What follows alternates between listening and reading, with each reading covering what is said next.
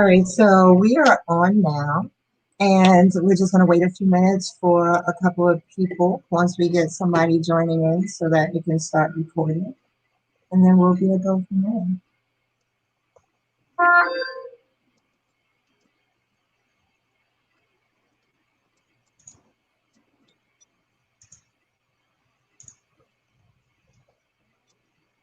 So we are at another episode, I guess we're going to still call these, of Dr. Toni and Strain Paradox. And Strain Paradox comes from the thought of, I'm a criminologist, so talking about strain theory and all of the things that we have to try to combat and achieve to get and grasp and hold on to that American dream that seems so unobtainable, but yet we're put in a world where we have to really stress and strain to really get there. And then the paradox of life. So, and then we talk about various things like relationships and how to deal with finances and what are some of the things that are going on in the criminal justice system. So all of the things that we tend to deal with when it comes to just living our lives and trying to heal and be happy, because it is my firm belief that if we can't heal our individual selves, our families, we can't heal our communities or our nation. So this show is really about starting and really looking at the different aspects of ourselves. So today's show is really dear to my heart. We're going to talk about dating after domestic violence and sexual assault. And I've I've kind of stayed away from this topic a little bit because it's a topic that I talk so much about, and I have written my dissertation about, and all of the different things that I've done. But for the show wise, I said, I'm trying to do something different. But I'm also aware that with COVID-19 and also with the winter months coming, there has been an increase in domestic violence and sexual assault, and also an increase in people kind of wanting to know how to deal with past issues. So that's what today's show is about. So I just want to take a moment and have everyone introduce themselves and tell us what you do and how you're linked to this topic. So we can start with you, Toni, since you're on the flyer, and we can then follow up with you, Cynthia. All right. So I've been getting a lot of phone calls, so the mic went down on me, the volume. So I don't know how to get the volume back up. It's not happening. But so I'm Toni Wolf, the author. Anthony Wilson is my name, but Toni Wolf is my writer's name.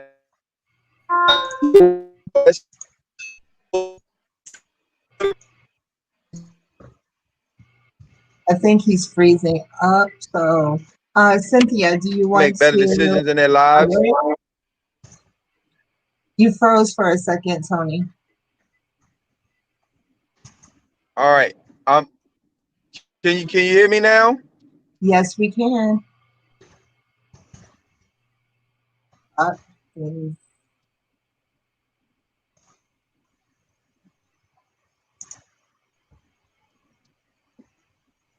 all right, so Can you hear me now? we can hear you. All right. What was the last thing you heard? Your pen name is Toni Wolf, but your actual name is Anthony Wilson. So the All rest right. of that, So I'm the founder director of an organization called Fresh, fully restoring every son's hope. Our program is geared to mentoring young men and young women from the ages of 5 to 19, and we teach them how to make better decisions in their lives. I wrote a book called Learning to Use Your I Over Your E regarding relationships. And that book basically is geared towards women and men on how to make better choices and decisions in their lives. But however, that book actually got me into advocating for domestic violence. So Miss Rob I met some years ago after she read my book, and she reached out to violence meetings, and I got a chance to hear the story, and that's what got me into advocating for domestic violence. And so I had to learn a lot about what happens to a woman when she's in a relationship where she felt like she can't get out of. And so I met Cynthia. So, like-minded people, they always connect. And Cynthia is my girl. She does her thing, and I definitely applaud her. And I'm here. Like I say, whenever y'all want me, I'm already talking with Cynthia about some things on doing things in the community and other things with legislative. And so whenever anybody needs me, anybody that knows me, they know when they call for me, I'm there. So that's in a nutshell. All right. Excellent. Thank you. And it's always great to have male voices included in the domestic violence conversation, if for no other reason that there are also male victims of domestic violence, and it really helps them, and in sexual assault. So it really helps them to hear another male voice. So thank you so much for what you do. And Cynthia. Oh, hi everybody. My name is Cynthia Hale. I am the CEO of and the founder of FFT Helping Others. FFT Helping Others stands for Family, Friend, Togetherness, Helping Each Other. We are a nonprofit organization that helps out domestic violence victims and human and sex trafficking victims. It actually helps out here in Prince William County, Virginia. We are an organization that actually started off of hurricane victims. We saw that it was a need that was actually in need, but not only that, we saw that there was a need for homelessness here in our area. Not only that, I'm also the founder of the Domestic Violence Rally.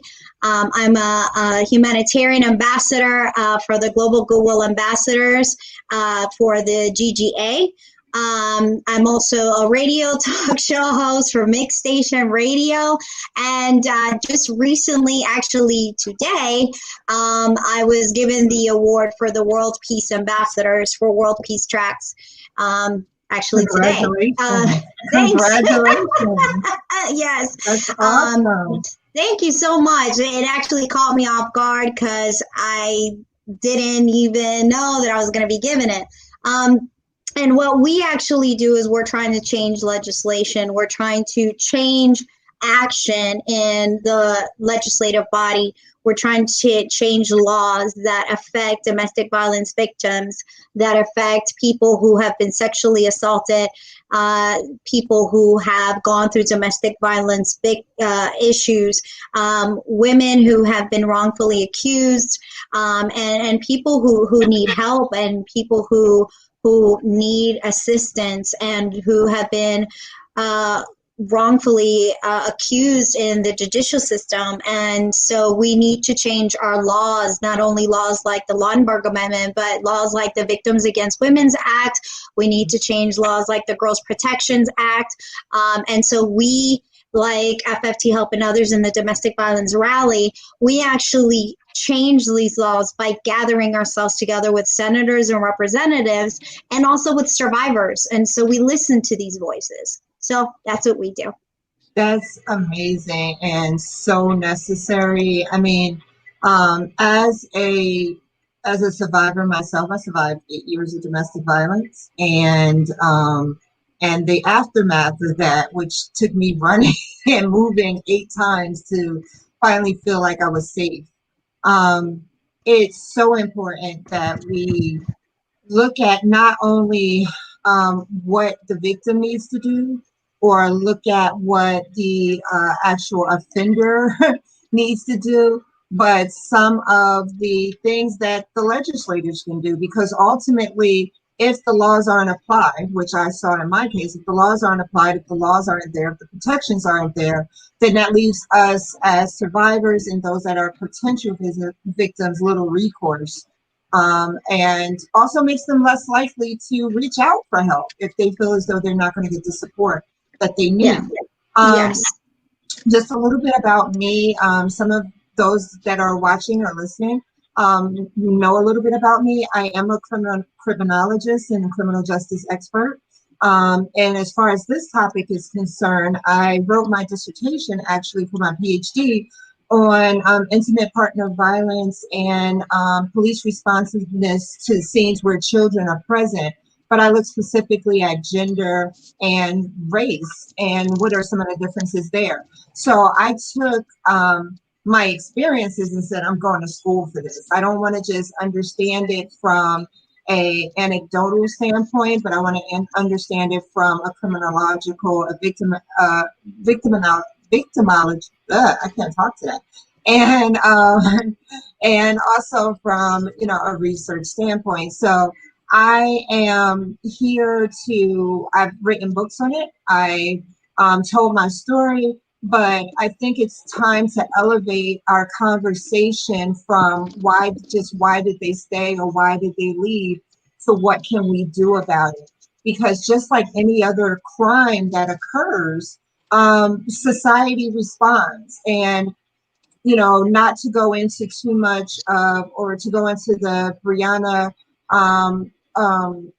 case, but it's really strange how women don't really have the value are valued, I should say, when it comes to victims of crime as much as sometimes our male counterparts, especially when it comes to race. So I guess my question to both of you, starting with, I'll start with you, Cynthia, and then you, Toni. What are some of the things that a victim, and I'm going to use the term victim, but a victim survivor actually experiences in a domestic violence relationship? What should people look for?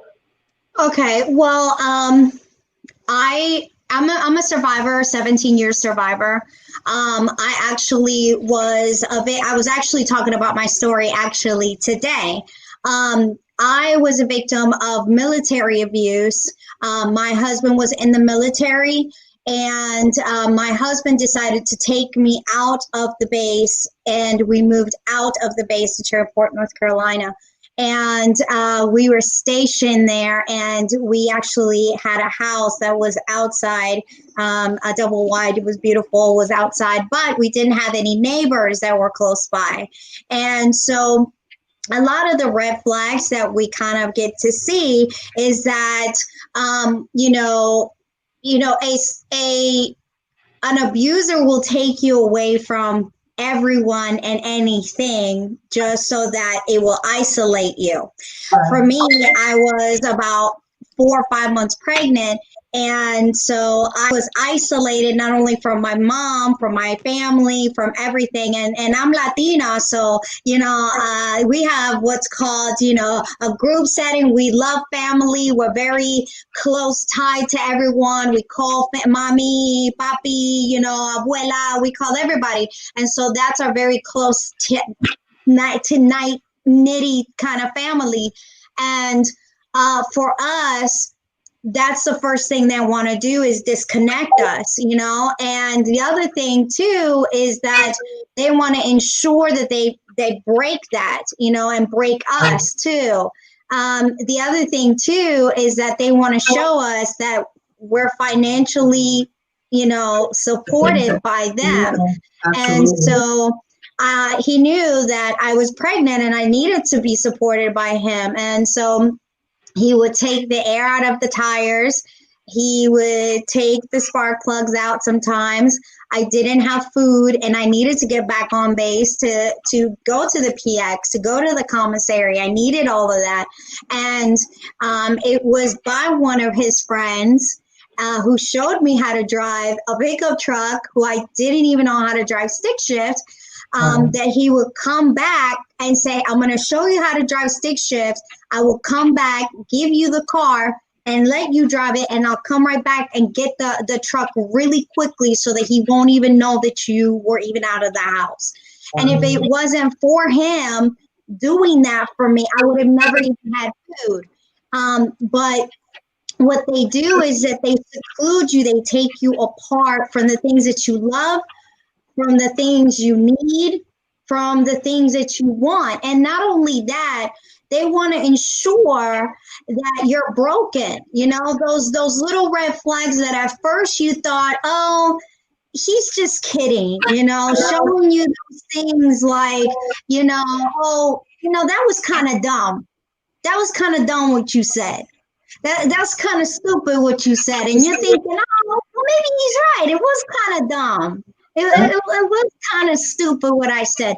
But those are kind of the first little signs and direction to make it seem like, wait a minute, I should kind of notice that I have worth. You know, I was telling the video today, listen, you have worth. And if you can't feel worth for yourself, you have to understand there is something in you that you should know first. You should be happy with you first. Mm-hmm. And that's the first thing that I noticed is I was always looking for someone to tell me I'm happy. Are you okay? I needed that so badly. I didn't have a dad. And so I was constantly looking for the wrong guys to tell me, you know, you're beautiful, you're lovely. Hey, I need you. I want you. And so by me always wanting to make a guy happy, I thought I was going to make him happy too.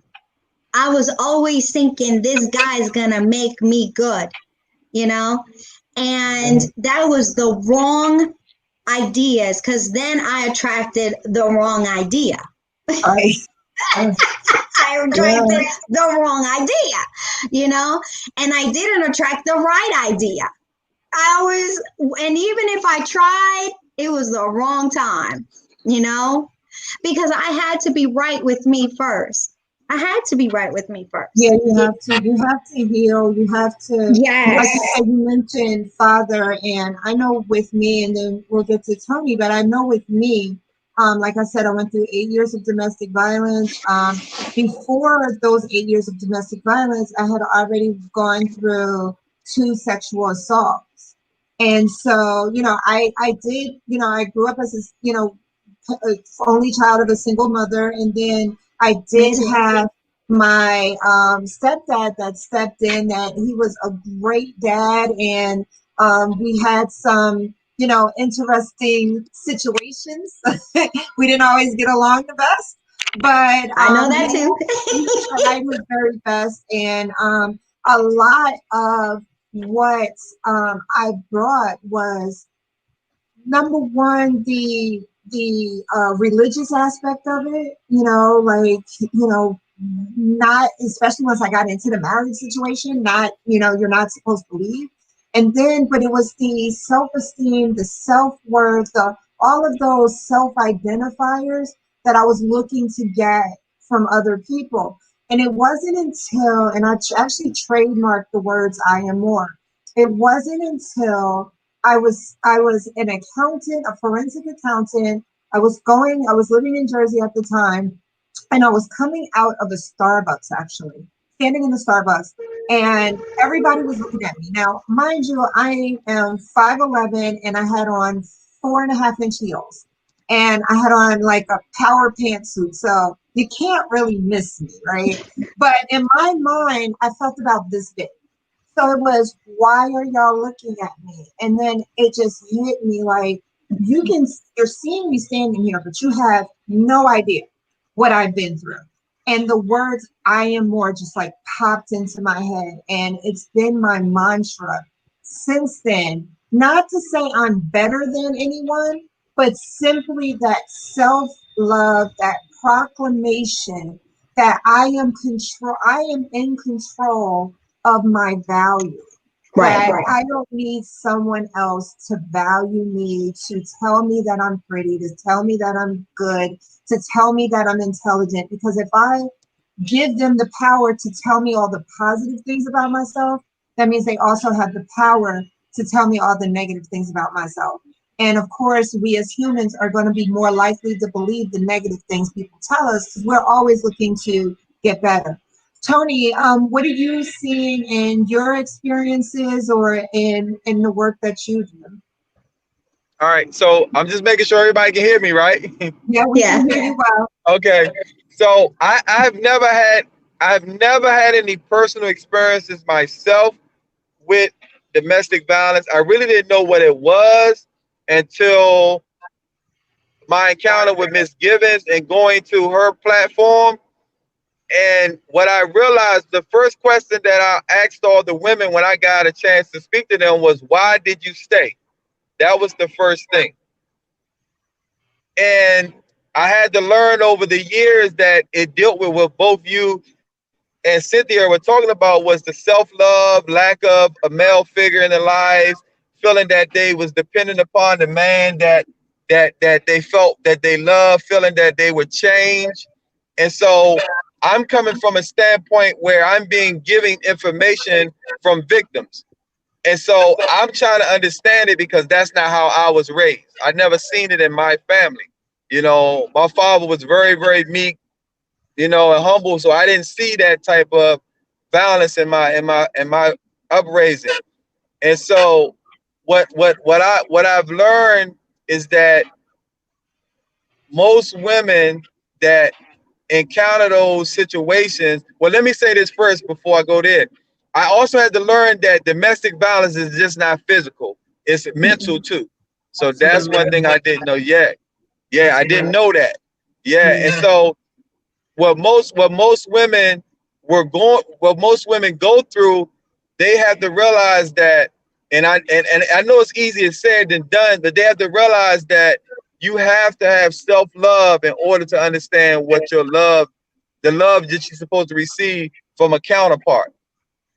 And so with me, I'm just like, I don't really, and I still don't understand it. You know, I'm listening to women's stories. You know, men sit there talk. I just don't understand how you can stay.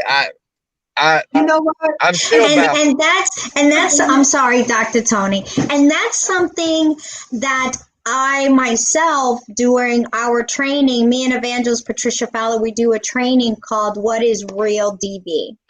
We do a training in which we talk about every single aspect of domestic violence. And a lot of people don't know every single one of the aspects of domestic violence. And we even talk about spiritual abuse and financial abuse. And people don't even know that there's such a thing as spiritual abuse, which you encountered in.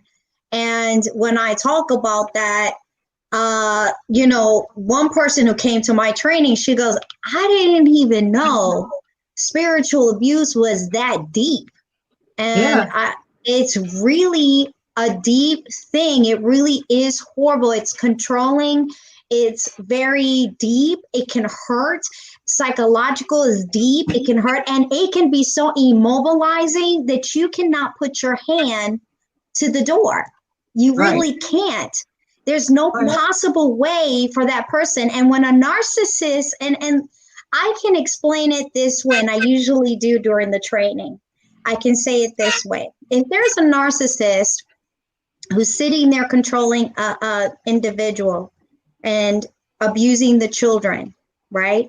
And he says this, there's a police officer at the door because the neighbors have just heard that they're being abused, right? The neighbors called the police. So he's abusing the children and the mom. So he just told the kids, listen, the police are there at the door. If you come to the door, I'm going to abuse mom more. He just told the mom, don't you dare come downstairs, or I promise you I'm going to kill the kids. Okay? Now, this is the narcissist mom, probably even Machiavellian. Let's say it's a Machiavellian narcissist. So the kids are scared. They're in their room because they're afraid that daddy is going to harm mom. The mom is afraid that he's going to truly kill the kids. Absolutely. A narcissist knows how to shift his way. I mean, he can flip like that. He knows how to change his attitude in 2 seconds. Absolutely. He'll come down the stairs and he'll go, officers, is there a problem? How can I help you? The officers will say, and especially now in COVID-19, they can't come in the door. Yeah, we've received a complaint that there's a problem in your home. You know, is there a problem? You know, officers, it might be the kids having the TV too loud. I'm sorry about that. I'll tell the kids to make sure that they turn it down. But I promise you, it won't happen again. Sorry about that, officer. It won't happen again. You have a good day, though. Do you guys want some coffee or something for the road? He'll smile at you and flip his script and absolutely. knock the door. The king charmers, right? Oh, king in a minute.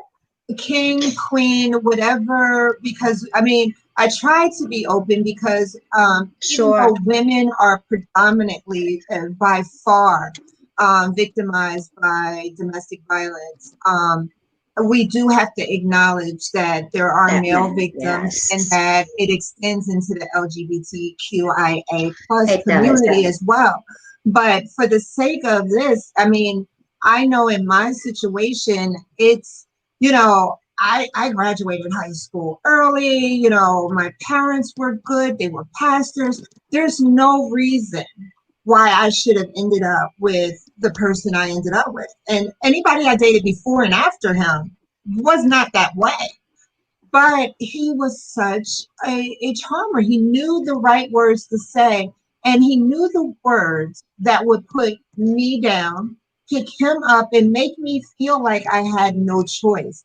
Using the children, using my relationship with my parents, using my relationship with God, using career, using so many different things, even using the court system against me. So we have to realize that there's spiritual abuse, there's economic abuse, there's, as you mentioned, military abuse, there's so many different types of forms of abuse, using pets, using so many different things to make sure that that person can only rely on them for input about their lives and taking everything else away. And you find yourself looking around knowing that you should experience self-love. But the thing is, like anything else, it's hard to love yourself if you don't know yourself. And what they do is they separate you from yourself, even where you don't know what you like anymore. You don't know what you dislike because you're used to watching what they say, watching what they watch, eating what they eat, doing what they do. And it's not until you actually leave this. And I remember sitting on the couch saying, you know, I don't even like this show. I've been watching every season of this show for the last X amount of years. I don't even like the show. I don't even like this food. I was a vegetarian. I was eating meat and I'm like, I don't like meat. I don't want to eat meat. You know, so there are different things that they find us where we feel like we can't. Now, one thing, and maybe Toni can help us with this. I want to talk a little bit about when we go into dating, the red flag of control.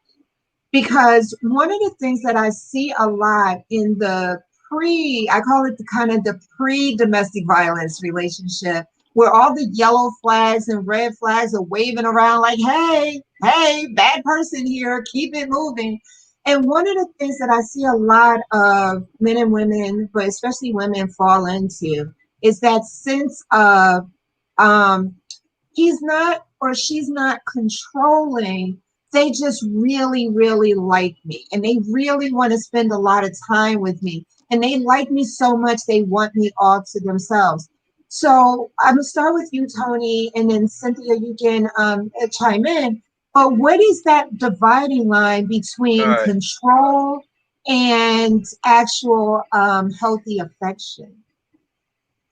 Okay, so I don't want to get off of the topic, but by y'all two talking about the men, I just want to interject this real quick because I just had a talk with somebody about this earlier about we talking about that women go through the men who abuse them, but what we really need to focus on in that aspect is what trauma did that man go through, which now he's lashing out on the woman that is in his life. Absolutely. So that's something I just want to say. That's true. Yeah, but yeah, we'll get We're going to get back, because I didn't even think about that. Yeah, So I had to talk earlier, and somebody said, Tony, what about the men who have been dead? I said, I never thought about that. And so we'll get into that. But the red flag thing is my look.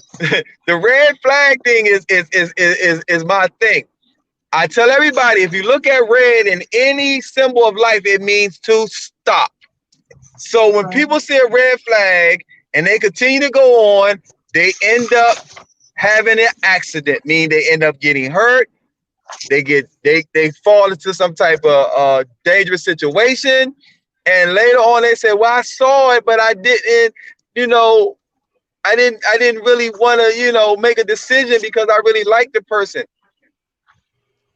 Women, I tell women, y'all have a God-given gift called intuition. Y'all intuition gets scrambled when y'all come in dealing with y'all emotions. Learn to know that when your intuition or your gut is saying this is not right, just move on. And that's where we go back and reflect on self-love.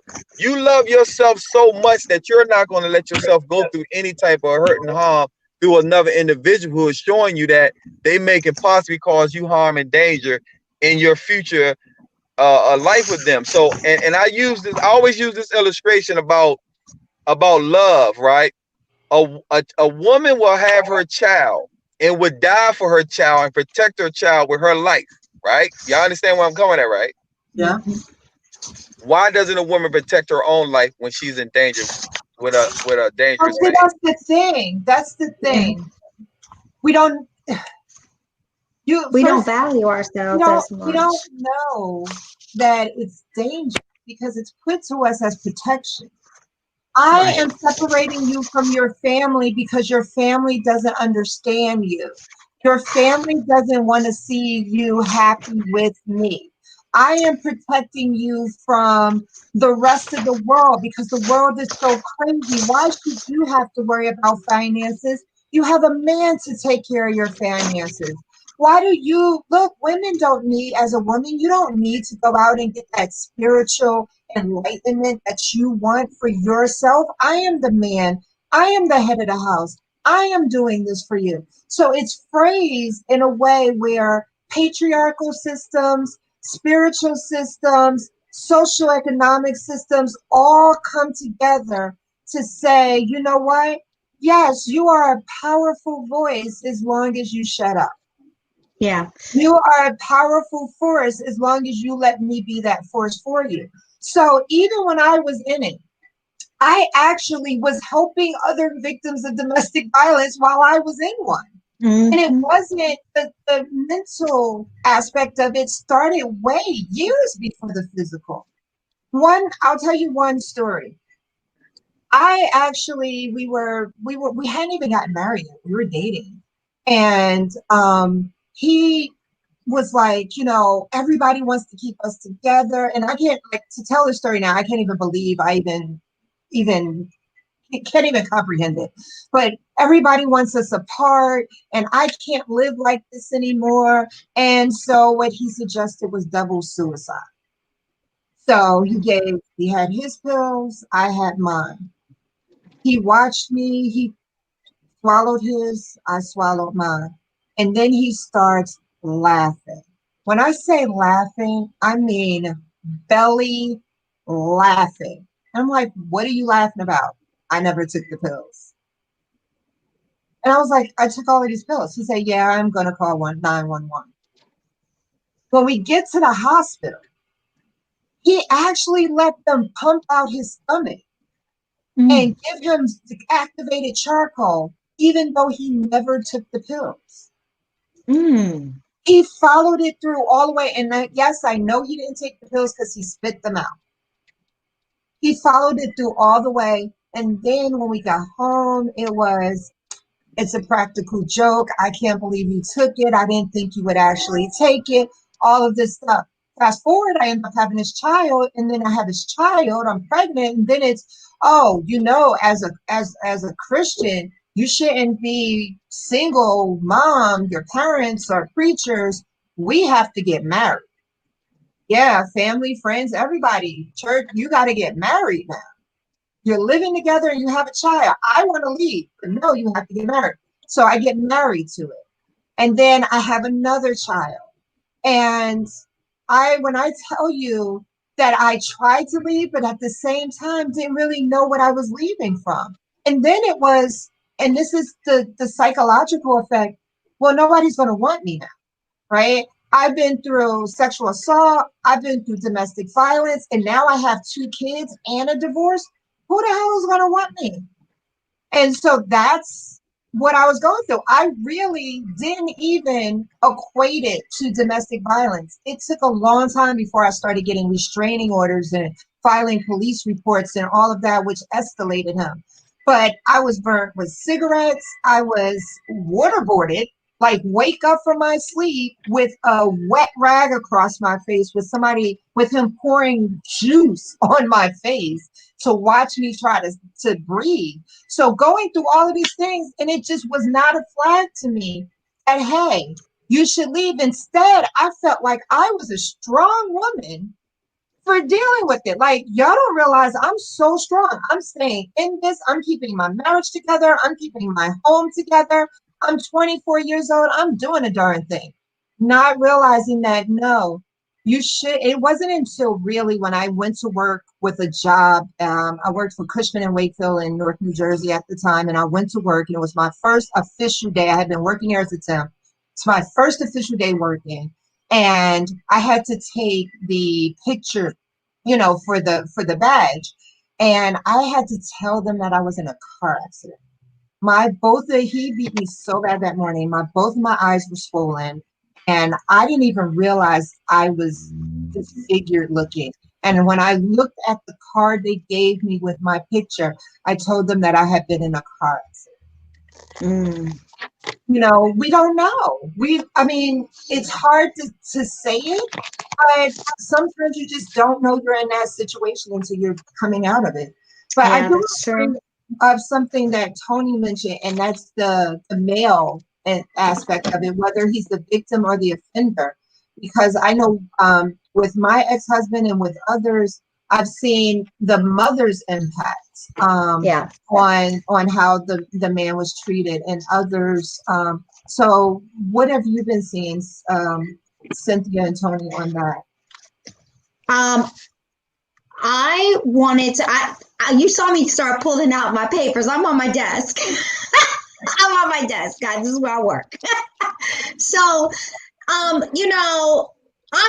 big about statistics, and I love pulling out statistics, especially when it comes to males or females. And before I even start pulling out statistics on any males or anything, most people who, especially right now, I'm going to talk about human trafficking because I want to coincide it with domestic violence. I had a young girl who was being human trafficked, and she was so young, little thing, literally about 16 years old.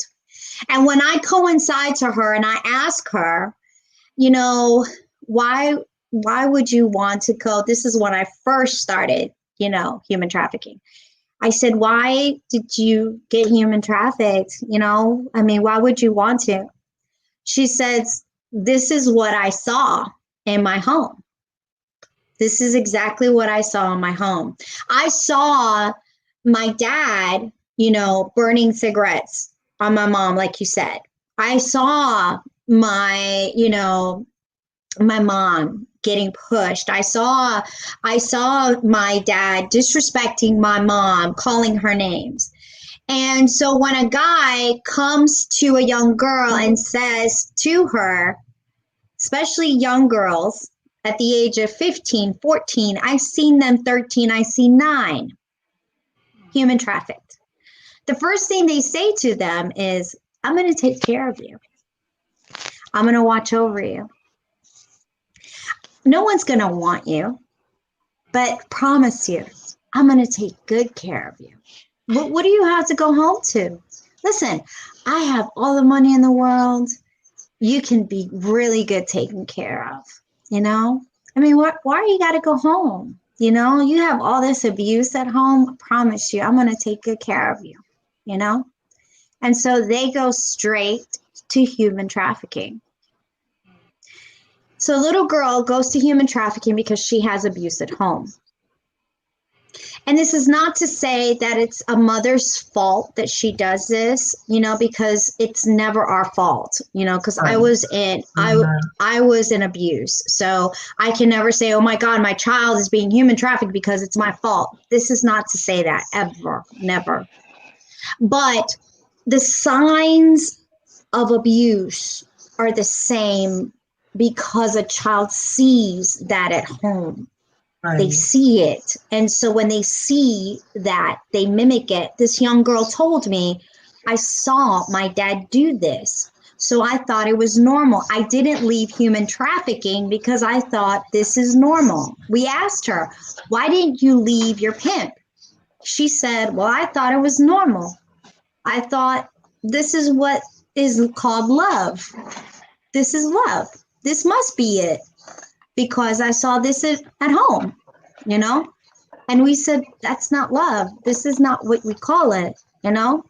And so it's the same thing with us. We thought in abuse, oh, I think this is love. So when we look at the red flags, a lot of times when we start off really subtly, they start to move us, like I said in the beginning, they start to move us away from our relationships real slowly, real subtly, right? Right. They start to flatter us consistently, and then they start to say, well, this has got to be too good to be true, right? I mean, this guy, he brings me like flowers like every day. I mean, like he brings me candies and flowers. I mean, this guy is like so sweet, right, guys? I mean, God, he's so good. So where does he learn this from? Because, you know, I mean, when we talk about children as witnesses of, and I don't like the term witnesses, but secondary or even tertiary victims of domestic violence. Yeah, they see these things, right? They see it, they experience it, and it's much like that feeling. And I hate to equate it to this, but this is the best one I have of going to a 3D movie. And you sit there the whole time and you have all this stuff coming at you and you're dodging and all that stuff. And then you go outside into the real world and a car goes by and you jump and you're on the sidewalk, but in your mind, you're still reacting because you've been exposed to so much minimal level, even because it's a movie, but you've been exposed to so much trauma. We have boys in our communities that are experiencing so much, and I'm not giving an excuse for it, but we have to understand. We have police violence, we have community violence, we have parents that are drug addicted, we have socioeconomic issues, we have the domestic violence and sexual abuse in the home and coaches and this, that, and the other. So how do we, combat domestic violence if we're only looking at it from the victim perspective? We have to, as Toni mentioned, look at some of these things that are happening to our young men who are either victimized or become offenders because they're, they're not just born like this. I mean, some are, but they're not. Go ahead, Toni. So by you saying that, it's made me think about why the men who do commit domestic violence against women, why it's so egregious, because with men, we like to hold things in, right? Mm-hmm. And so when it finally unleashes, it's like something you've never seen before. And so now the woman who once been charmed by this particular man who has that aspect of empathy, sentimental, charming words, but little do they know there's a hidden aspect of him that is being dormant at the time. And then when it comes out, you like, where did this person come from? And go back to what you were saying is that as children, we have learned behaviors, and that comes out later on through our actions. So I'll give a prime example. A lot of women that I have dated in my past say that I'm very laid back. I don't argue. I don't fuss. And they say, you don't. And I'm like, why would you want to argue and fuss for? But that was something that they learned based on what we talked about. What you said is that they learned it. And I learned from my father. I never seen my father fuss at my mother, ever. So I was like, I don't fuss at women. I'm like, for what? We're going to talk. Let's talk about it. And so I think that this is what I think needs to be done. I love y'all women. I love y'all women.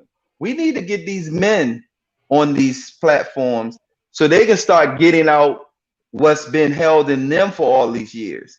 Because Well, y'all women, yeah. Absolutely. Yeah, but and that's what I've I been feel doing. If you like my prior shows, even when I talked about single parenting, I had two Yeah. fathers on. We need to have a balanced perspective. Even though the statistics might show that women are more victimized than men, we can't take the only victim approach. You cannot solve the problem by only looking at a part of the problem. What we're experiencing as women are we're the symptoms. We're not the cause. We are the symptoms, but we can become the cause if we've been abused, and then we enter that cycle of violence where you end up with bitter women, upset, fearful, scared. And what are they doing? They're raising male children. One of the things that was asked of me is that how are you not bitter? And I said, because I have two sons. How can I look at my sons and tell them they're going to have a great future and I hate men? That's not yes. that's not going to be possible. They're going to grow up saying, yeah, my mom loves me, but she hates men. So once I become a man, I'm just like everybody else. Right. So we really have to, look at it from the both sides. So I completely agree that we do need to have more men on these platforms. But with that saying, we need to have more educated men on this platform. I'm not talking about educated as far as formal education, but those like yourself who are reading up on it, who are educating themselves. Because what happens is sometimes you have these platforms and you get, well, you're too dumb to leave. And it's like, that's not helpful. Right. You're just choosing the wrong men. That's not helpful, Cynthia. And I do have to respectfully say that although the statistics do say that 41% of female IPV survivors are, physically assaulted, are injured, and experience that violence, 14% of males are survivors and also have experienced that. That number is skewed. It's so low. It's so low. And it's skewed because men do not report and men don't speak up. And so if I were to say 14%, that's a small number because it's an skewed number. So when crazy CDC chick syndrome, I call it crazy chick syndrome. A lot of men don't realize that they're victims of domestic violence because they dated a crazy chick. Right. And they don't realize that the behaviors that she's exhibiting, were she a male, would have been easily identified as domestic violence. She gets angry, she's hitting, she's tossing things over the house, she's beating up cars, she's calling his job, she's showing up, she's stalking his Facebook, she's doing all of these things. And it's like, man, I always end up with these crazy chicks. No, you are a victim of domestic violence. We need to start using the correct terms in our community so that men can be empowered to understand that no, what you're feeling and what you're going through is valid. So let's deal with it so that you don't also perpetuate it yourselves. Right. I mean, that's my view. Yes. And I have to admit, it's not always a popular one. It's because you talk about the various policies and things that are in place. They're all geared toward males as I was making sure you're okay. No, because these women who committed these heinous acts of crime, like homicides, had these women been reported beforehand and had protective orders been placed for them or not, or any of that, these heinous crimes would have never been caused for these men. And so there has to be verbiage that changes for men to use. So I do understand that although there is a line always in the sand for a lot of women, and that's not to say that I'm giving a pass to go to any man, not at all, and no pass to go for any woman either. I'm just saying that the numbers are very skewed, for not only for the CDC, because we have to look at these numbers and say, 41%, 14%. That's kind of low. It's really skewed. I mean, and also for our psychology too, because a lot of our numbers, like here, for us, when we see the numbers for demographics, it also is skewed. And so we also have to look at the demographics too and say, those numbers are skewed too, because we have to look at disorders, and we also have to look at mental health, and we also have to look at other things that play into it and say, what is it that our county is not telling us, whether it be micro, whether it be, those things, and say, why are these numbers not adding up? Are we talking about men? Are we talking about all these issues? Yeah, so all that needs to play in. We have to look at it systemically, right? When you have immigration issues, you have people who have migrated to this country who are scared to report because of immigration laws. When you have the things that are going on with law enforcement in the courts when it comes to the Black and Latinx community, and we say, wait a minute, why aren't you going to, we saw it with, what's her name, Megan Thee Stallion, when she, her alleged domestic violence situation where she got shot, where it's like, I didn't want to report it. It's hard sometimes for a Black woman to have to feel like I'm reporting a Black man to law enforcement, because it's not anymore that conversation of I'm calling the police to have him taken out of the situation. It's, am I calling the police? Will he end up dead?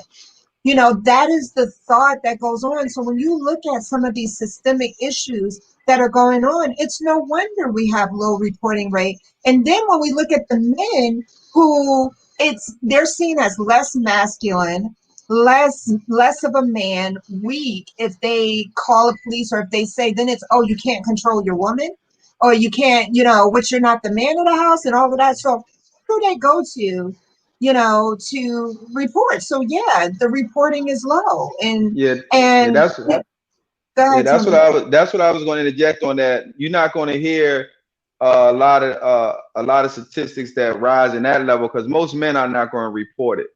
Because most men are going to feel like they're going to look down upon if they report any form of domestic abuse towards them against a woman. We know that a lot of women now are going through domestic violence based on the pandemic, right? That people now, this is what I learned. I'm gonna say what I learned through this pandemic, though, right? People don't even know how to deal with themselves. No, they don't. I got people, I can't stay in the house. I said, that's how you really feeling? So that means if you can't deal with yourself, how can you deal with somebody else? Right. And so a lot of these individuals who were able to get away a lot of times through work, sports with the kids and things, now have to be confined under one roof.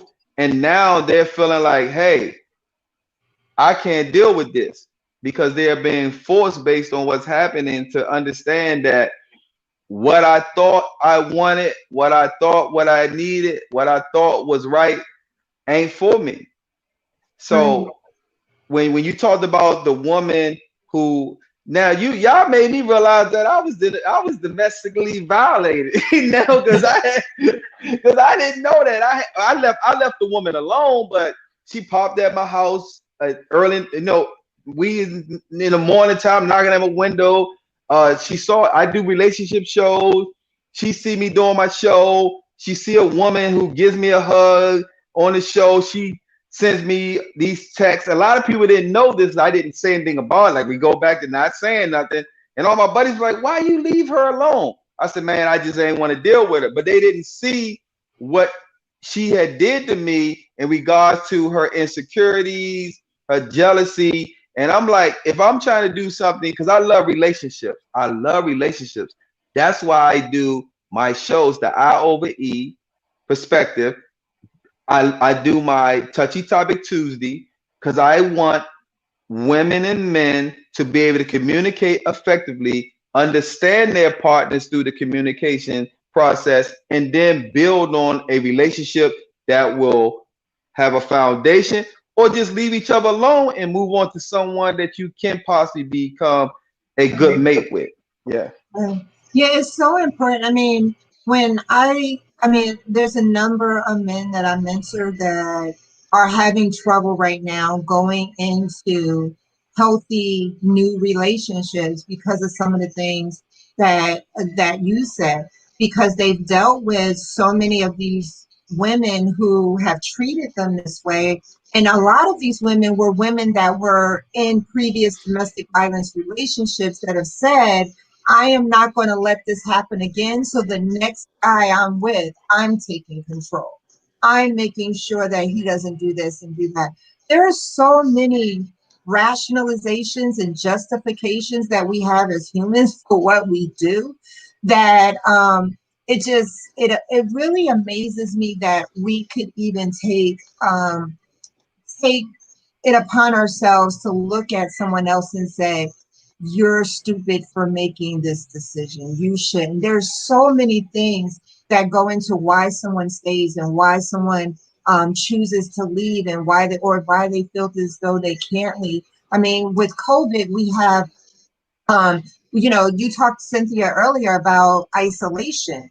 And with COVID, the quarantine created a sanctioned isolation period where you have families that are either teetering on the edge, relationships teetering on the edge, or were already had violence and abuse infused in them. And now they're not leaving the house. That means that man or that woman is not going to work where somebody can see their bruises. Those kids are not going out where they can report it to their teachers and things like this.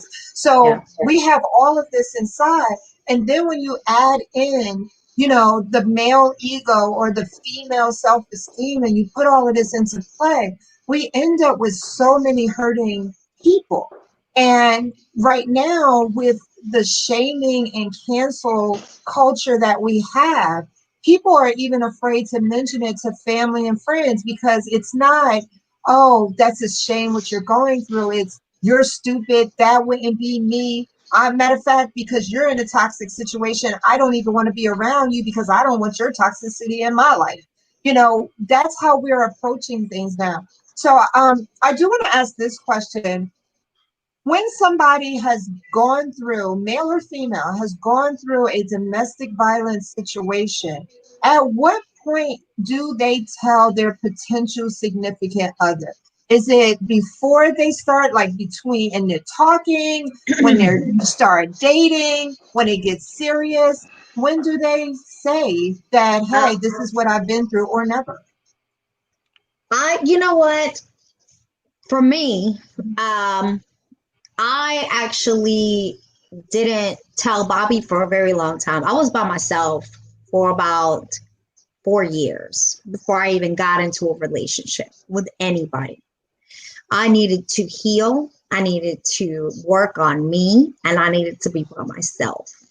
So I needed to be alone because I had wounds that needed to be healed. They were way open, way open. I went through triage and surgery, and I needed healing, And usually when I talk to a lot of domestic violence victims that just left out of their abusive situation, I usually tell them, please do not get into another relationship immediately because you just went through surgery.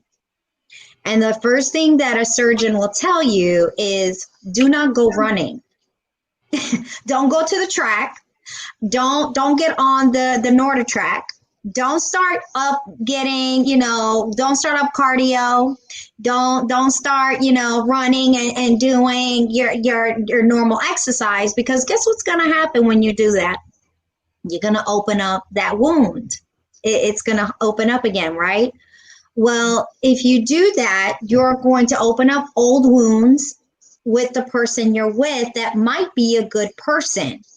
Had I met my husband that I'm with now, as soon as I got out of my relationship, this would have been destroyed. It would have been a sham. It would have been a horrible situation. He's a good man. And guess what I would have done to him? I would have destroyed him. I would have destroyed the person that he is. I would have showed him a self that was horrible, because I would have been like Medusa.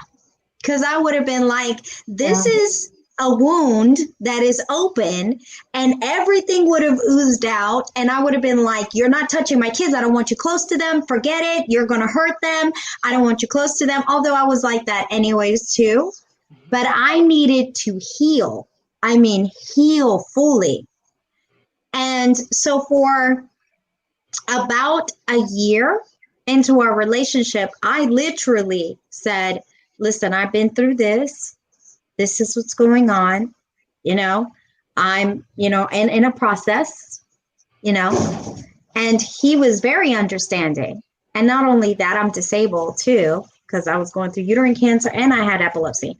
And so he was like, I'm okay with that.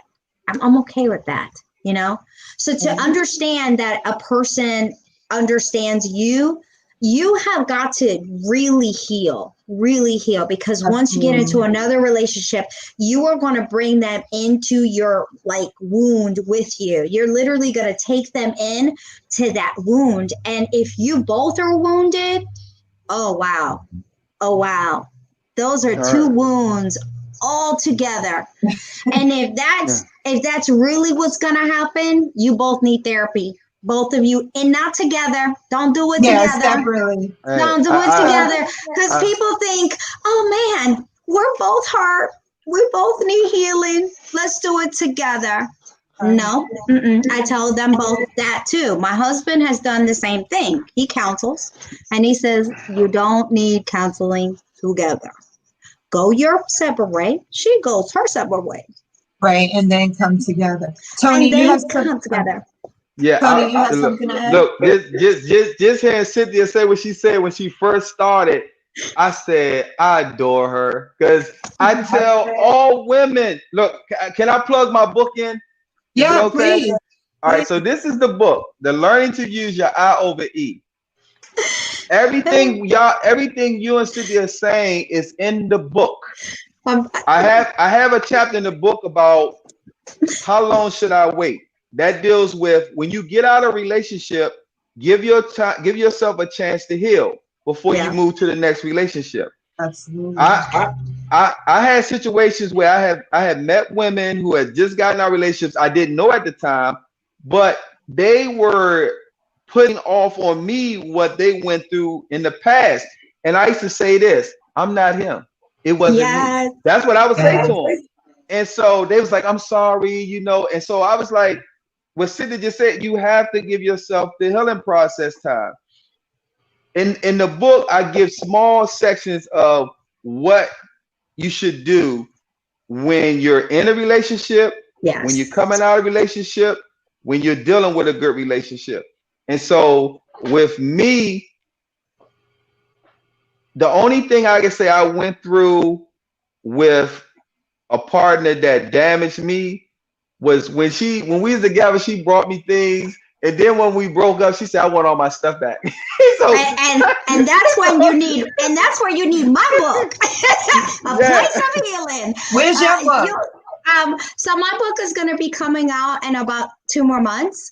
I actually have the cover. If you let me share the screen, I can show you. I can show you my cover. Because my actual book, let me show it to you real quick. That's not the right screen. There you go. Is that it? Let me see if I get there.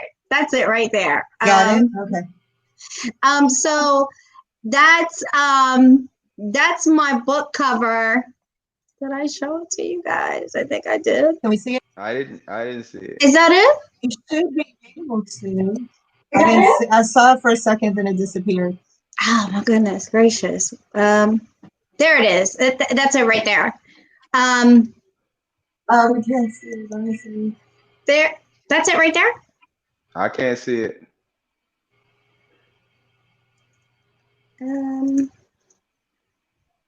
Were you able to see it now? No. No. Oh, wait a minute. I got it now. So I can see it with the application. See, this is like a brand new thing for me because I'm always doing Zoom, not this. And so I don't, I'm like, okay. Well, play around with it because I do. I actually got it. Okay. I actually got it. So, so this is my book cover. And, you should be able to see it right there. Yes. Got you. Place of healing. Okay. Yeah. that's beautiful. Yeah, so it's a place of healing. And my book is actually going to teach everybody not only my journey, but it also is going to help you journey along so that you will be able to find a way to heal on your own too. And you can, it's going to be a journal, so you can actually write an experience on your own. And I want you guys to heal. That's what I really want. I want people to kind of journey along and feel a place in which certain people are still going through a process. It really is hard to be able to, divulge what's wrong with them and say, you know what, I'm still wounded there. It's still open. Man, I didn't even know that I was experiencing that, man. I kind of have a hatred towards my mom. I have a problem with my uncle. There's an experience there. Why am I still hating my teacher? Or, man, there's a problem like my girlfriend, she hurt me, man. There's an experience there. And sometimes even when you lost somebody, like that's called lament. And when you're experiencing something like that, like with me, when I had cancer, I was really hurting. And so when you're having an experience and you're lost, you have to divulge those things like an onion, and you have to be like, man, I really have to peel away those pieces. And it could be a hurt piece, but once you kind of peel away at that hurt, then you can say, okay, I'm moving on, I'm okay. And then I can move on and progress, and feel happy with myself after that, and it's a hard place. It's a place of healing. It really is. It really is. And since we're plugging books here, mine is I Am More Surviving Survival.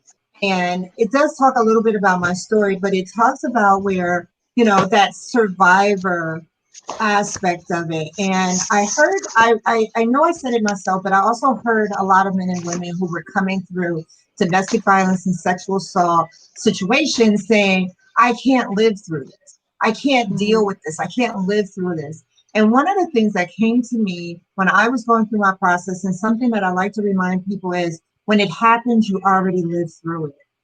You've already survived it. What you're surviving now is your feelings about it, your feelings about yourself. You're actually trying to survive yourself, your memories, your emotions, all the things that have happened. So if we can take that step back and say, I've actually survived it. That sexual assault that was 20 minutes, you survived it. Whether it was a one-time domestic violence, 8 years, 17 years, you survived it the moment that you left. In each individual time that you went through it and lived through it and lived to the next moment, you survived it. You don't have to be out of it to be a survivor. So that's what I talk about in mine. So I hope everybody gets all three, because I feel like if they get all three here, they'll have all the pieces together.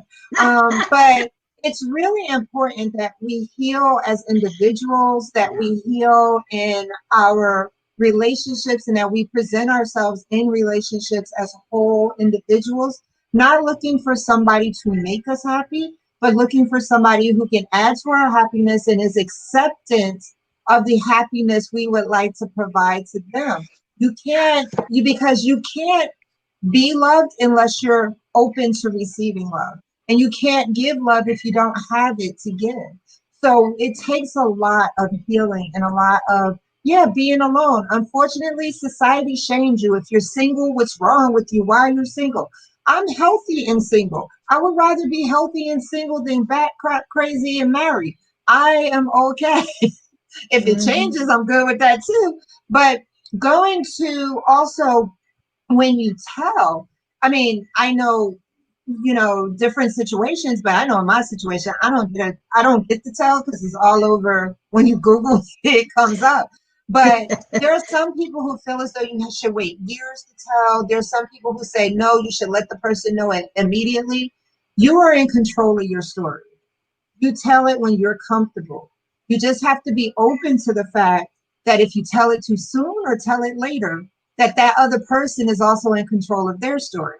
And it might be too early or too late for them. So, but you're in control of your story. Tell your story when you feel as though you are comfortable in telling it and you're comfortable addressing it, because that's not something you can just drop on somebody and say, okay, we're never going to talk about this again. They're going to think about it initially if a disagreement comes up or if there's some type of behavior. So you need to be okay. And that's where the separate therapy and the healing and all of that comes from. Toni, after Toni adds what he has to add, we're just going to go around again and kind of say some final words. Toni? Well, you took the words out of my mouth because I was about to say, I was about to tell you when you feel comfortable. That's what I was gonna say. When you feel comfortable enough where you and the individuals basically spend some time together, communicated, and you feel like, okay, this is something that I need to discuss with you, and give that person the option to choose whether it's something that you revealing to them, whether they can deal with it or not. Right. So. And their response tells you a lot. There's some people you tell the story to, and you might have thought they were the perfect person, and you tell them your story, your experience with a previous significant other, and they take it and say, hey, it wouldn't be me, or they argue with you about it or tell you what you could have did wrong or anything. You say, okay, this is not the one. I don't feel comfortable with that. And, I think it's good to ask the questions too when you get in a relationship with someone, because the worst thing you want to feel is that you're a victim and you're ending up with an offender. If you don't have the conversation, you don't know what that other person did or went through. And then you wake up one morning and find out that they were previously, even if they're not anymore. How do you feel knowing that person previously abused someone else? Do you feel safe? Do you feel comfortable? Are you able to take that? I know for me, I'm not. That's a no-go for me. Because number one, I'm champion for victims. And if you done this, I just, it's a conflict for me. But, everybody has their story and everybody has what they've gone through, but you have to be open. You have to be able to acknowledge. Cynthia, I'll let you give your final words, then Toni, and then I'll close this out. I think you're right. I think we do have to love ourselves above all else. Like I usually say, you're beautiful, you're lovely, I love you, and thank God that God loves you too. Because it is the truth. If you can't love yourself, nobody's gonna love you if you can't love you. I always have a small mirror that literally is right next to my bed, and it says, "You look amazing today," and I'm like, "Yes, I do." I am super. I need that mirror. All right. And it's true. I look amazing all the time. Even when I look like my hair is all over, I still look amazing today. So, you have to love yourself. And even men, sometimes you guys have to love yourselves. And, sometimes there's got to be a day when you're like, man, bro, I love me. I'm happy with me. And today, even when nobody is loving me, I'm still loving me, because guess what? I'm super. I'm super. No matter what nobody says, I'm still super. So you know what? You gotta love you. Someone said I look like I need a mirror. So I'm gonna have to get you that mirror. I'm gonna have to look for another mirror. You can't have mine, but I'm gonna get you yours. Toni? Yes. So I believe that everyone in this world, their happiness should be the most important thing to them. If you're not happy in any situation you're in, whether it's relationship, job, anything, I believe you should make a change in your life because you only get one as they say right now. But I just leave this with everyone. Don't go out looking for your spouse. If it's meant to be, believe me, it will happen. And all I would say is, Dr. Toni, I appreciate you for having us on. Yes. I'm always, yeah, like I said, I'm always here. Whenever you need me, I got 2 more shows I gotta do this weekend. So, but I appreciate you. Whenever you call back out for us, yes, we definitely here. All right. I appreciate it, and especially those of you who don't know that are listening. I know we were supposed to have Chris Cherry on, and he's going to be on next week. But so this was last minute, but everything happens for a reason, and this was a show that I've really wanted to do, but I was putting it off because I'm like, oh, you don't want to get too deep and this, that, and the other. But that's what I do. I do it, but one thing I want to also, from my perspective, to remind people is God created you. You are not perfect, but he created you because of his own perfection. And because he's perfect. And he crafted you and he crafted your life. And that means he trusts you with your life, just like you trust him with yours. So don't let anybody separate you from the fact that God trusts you with your life, that God created you not only for a purpose, but with a purpose. And no one can change that purpose. No one can tell you that the way you look or what you've been through or what you're thinking about or what you want is wrong as long as it connects with the purpose that God has planned for your life. And if you're not a person of faith, understand that regardless, you are crafted, you are here with a purpose. My dog has a purpose too. You're crafted with a purpose, and this is what you're here for. Even though my dog is very unhappy right now. My dog's name is Harley Quinn. Harley Quinn. She hears the door. Sorry about that. But you're crafted for a purpose, and I'm really excited about both of you being here. Like I said, everything happens for a reason. So thank you so much. And if you need me for anything, I am here for you. Have a great night. All right. Remain faithful. Stay safe. Okay, bye, everybody. Stay safe.